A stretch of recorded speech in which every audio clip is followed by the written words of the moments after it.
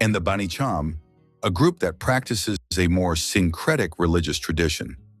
The Sunni Cham, especially those found in Anjang and the southern region, observe all five pillars of Islam: the five daily prayers, the Ramadan fast, the zakat, almsgiving, and other acts of worship.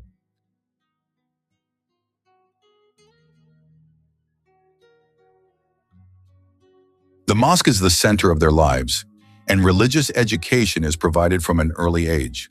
Their religious practices bear strong similarities to Islamic traditions in Malaysia, Indonesia, and Cambodia. In contrast, the Cham Bani community, mostly found in central Vietnam, such as Ninh Thuan and Binh Thuan, maintains a form of faith that blends Islam, ancient local Champa traditions, and elements of ancestral beliefs. They recognize the Prophet Muhammad and some Islamic teachings, but their religious practices are not entirely identical to Orthodox Islam. In the Bani tradition, only certain religious figures perform formal ritual prayers, while the general public engages in more symbolic forms of worship. Their religious calendars are also distinct, and some ceremonies remain closely linked to ancestor veneration.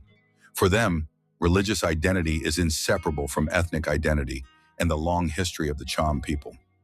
Despite these significant differences, both groups share common cultural roots, language, customs, and a collective memory of the Champa kingdom. In some areas, social relations between the Sunni Cham and the Bani Cham remain harmonious, demonstrating that cultural identity is often stronger than theological boundaries. To an outside observer, the coexistence of these two forms of religious practice demonstrates the complex history of Islam in Vietnam.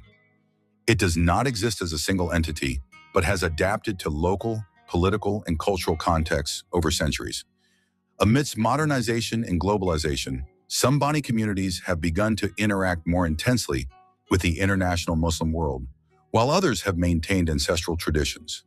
Their journeys reflect the struggle between preserving ancient identities and responding to changing times. Friends of the Islamic faith in Vietnam, one of the most cherished traditions among Cham women is weaving.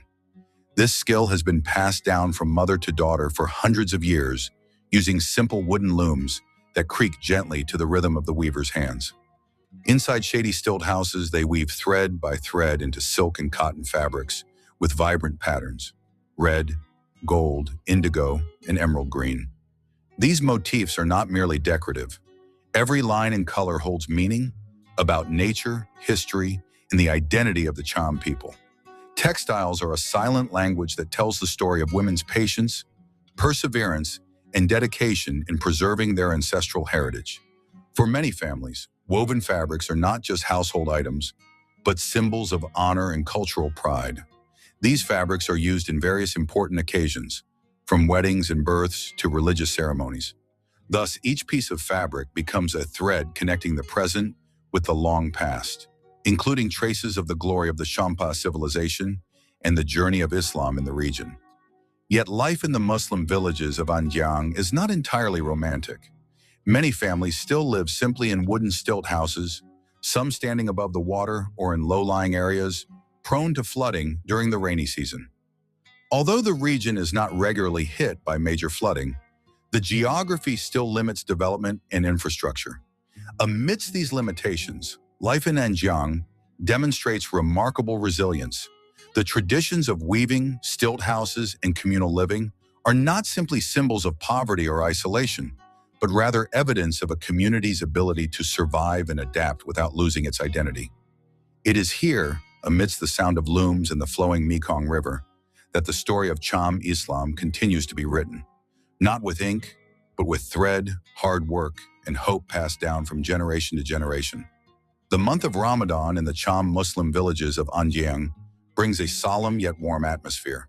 Despite living as a minority in a predominantly non-Muslim country, the arrival of the holy month is greeted with enthusiasm and careful preparation, as if the entire village is moving to the same rhythm. Mosque lights are lit brighter than usual. In some places, Quranic recitations can be heard late into the night, creating a calming spiritual atmosphere amidst the silence of the village. Breaking the fast is often done together at the mosque or in the home of an extended family. Food is shared equally regardless of social status, reflecting the strong